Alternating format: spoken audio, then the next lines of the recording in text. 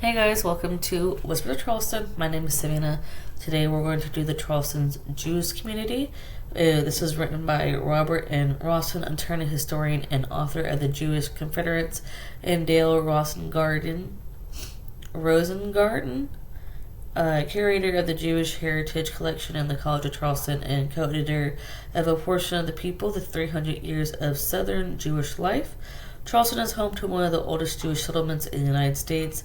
Jews began arriving here as early as 1694, and by 1800, Charleston boasted the largest Jewish population in North America. The first immigrants were mainly Sephardim, people of Spanish and Portuguese ancestry who came from England, the Netherlands, and West Indies to Charlestown, the new British outpost in North America. Over the course of the 18th century, increasing numbers of Ashkenazic Jews came from the German-speaking states in Poland and from Atlantic coast seaports. South Carolina provided a hospitable place for Jewish settlements. The Fundamental Constitution of Carolina, drafted by Lord Anthony Ashley Cooper, Private Secretary John Locke, was feudal in its social outlook but liberal, indeed revolutionary in its providence for religious freedom. The document granted that the right to build a church to Jewish heathens and other dissenters from purity of the Christian religion.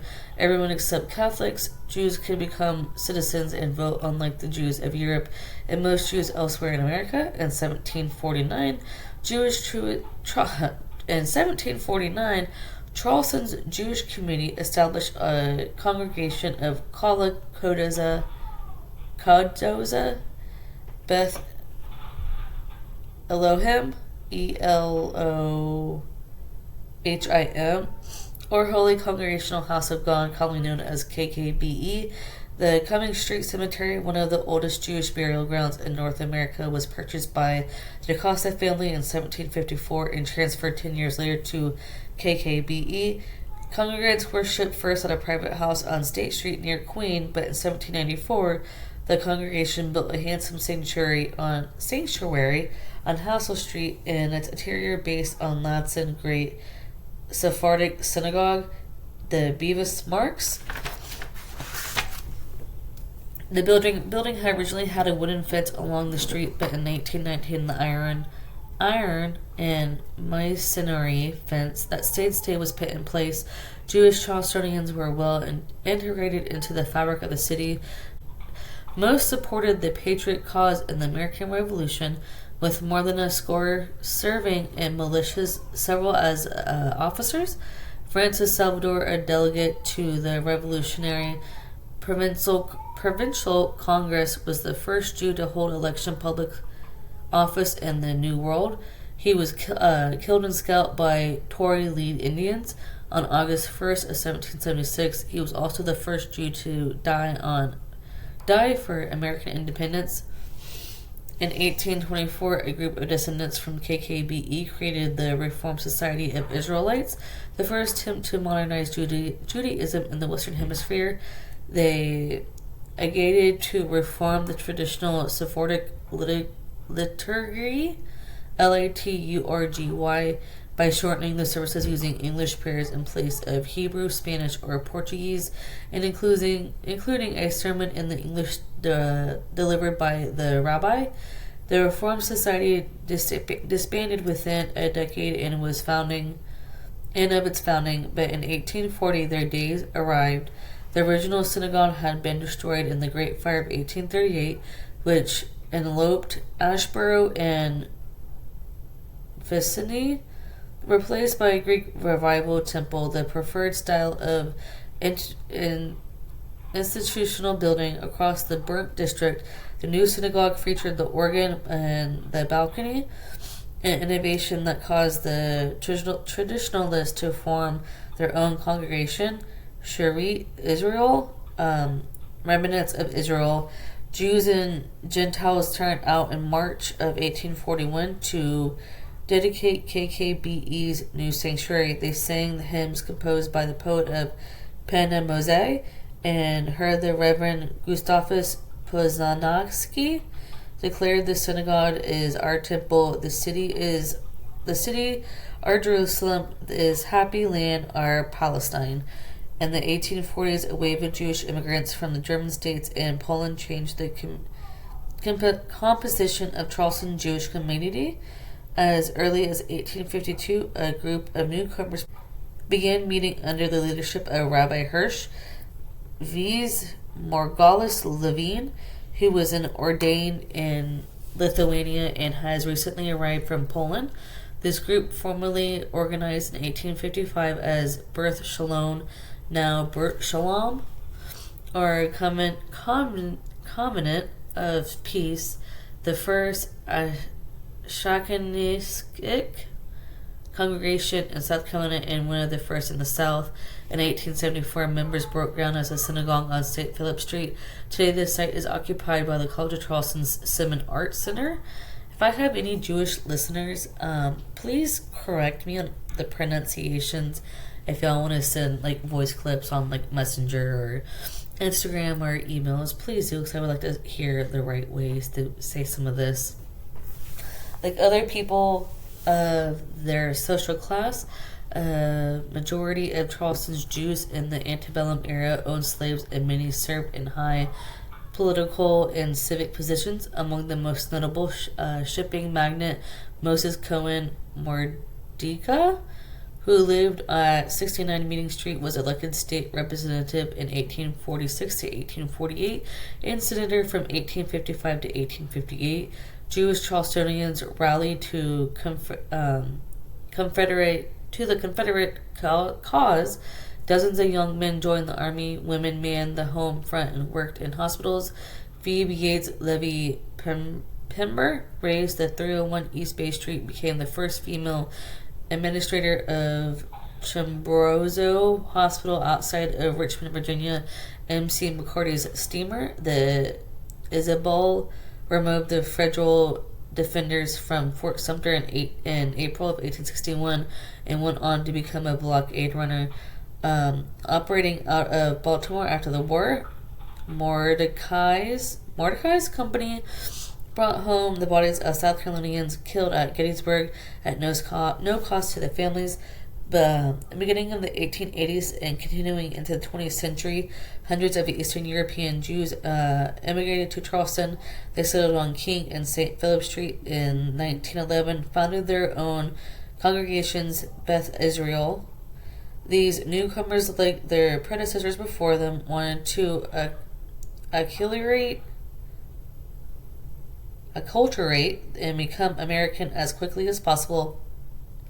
Today, Charleston supports 3 congregations: Kala Kadoja, Beth Elohim is a reform at 90 Housel Street, B'rith Shalom, Beth Israel, with the Orthodox at 182 Rutledge Avenue, and Emmanuel is a conservative founded in 1947 on Gordon Street, but now located west of the Ashley River. Each congregation has a membership of about 500 families, and there are more than 5,000 Jews in Charleston. So again, please, if anyone wants to correct me on how I said some of these Jewish words, I would be A-okay with that. So the Hebrew Benevolent Society of 1784, the Hebrew Benevolent Society of Charleston, Hebrew Gemelta Hashadim, and Hebrew or literal Society for Deeds of Loving Kind is the oldest Jewish charitable society in the United States, founded in June 25th of 1784 after the Revolutionary War. Like other ethnic organizations at the time, such as the St. Andrew Society for Scots and the Hibernian Society, which is the Irish one, and the St. George Society, which is the English one, and the Hebrew Benevolent Society's mission was to help less fortunate Jews in Charleston. It gave aid to those who were sick, indigent, and unable to work, as well as to new immigrants. The society buried the dead in according with Jewish religions, laws, and traditions. Its original seal depicts a skeleton representing the angel of death with the scythe on the right hand and the and an hourglass in the left hand. Its motto, Tehaki Mavat, means charity delivers from death. In the 19th century, the Scots held fundraising events such as benefit balls to raise funds for the poor. Non-Jewish Charlestonians recognized and appreciated the role of the Hebrew Benevolent Society by aiding in its efforts. The St. Andrew Society, for example, declined any compensation for the use of the hall. Members of the society were assigned places alongside other ethnic organizations in the funeral process of John C. Calhoun in 1850. After the Civil War, when most Charlestonians were economically devastated, the society fell on hard times. It recognized in October of 1866, sending representatives to New York, Philadelphia, and Baltimore to raise funds. From 1870s to 1880s into the 20th century, the society helped Jewish refugees from Russia, pogroms, and assisted victims of the 1886 earthquake. In 2011, the society celebrates its 242nd anniversary with its traditional format men-only dinner and continues in its benevolent missions.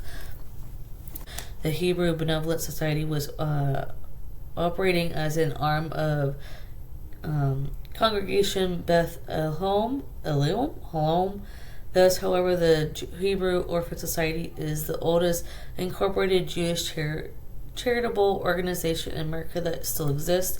The Hebrew Benevolent Society was open to all Jewish men, and for its 100 years, the Orphan Society had a general membership. In 1944, memberships were restricted to 18 men. 18 is significant as the word with the number in Hebrew as chai, which means life. Membership began as a recognition of community service.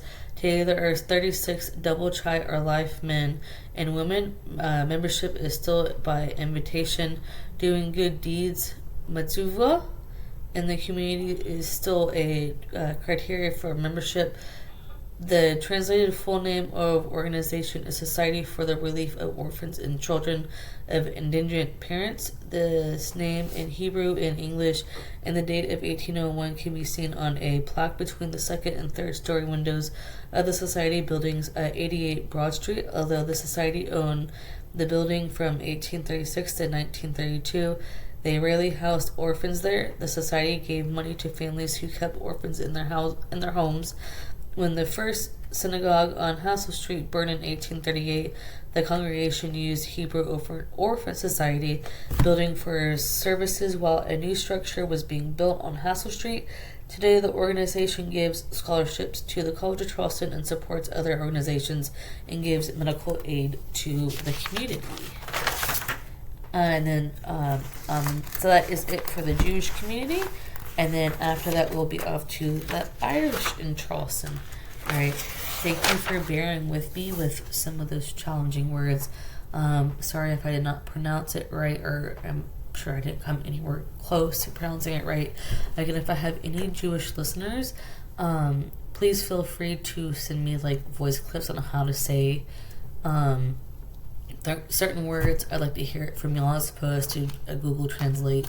I think it's more authentic. But yes, please send me any voice clips, send me any emails or comments or anything about anything, even if it's, the French Huguenots or the Charlestonians or the Barbadians. If y'all have any other comments or concerns or any, things y'all want to give me, any information, please send it to me. Good and bad, I'll take all of it. And please don't forget to rate, review, and share the podcast. The 5-star reviews would be great. If y'all give me less, it's okay. It's part of the growing process. All right. Thank y'all. Have a good one. Bye.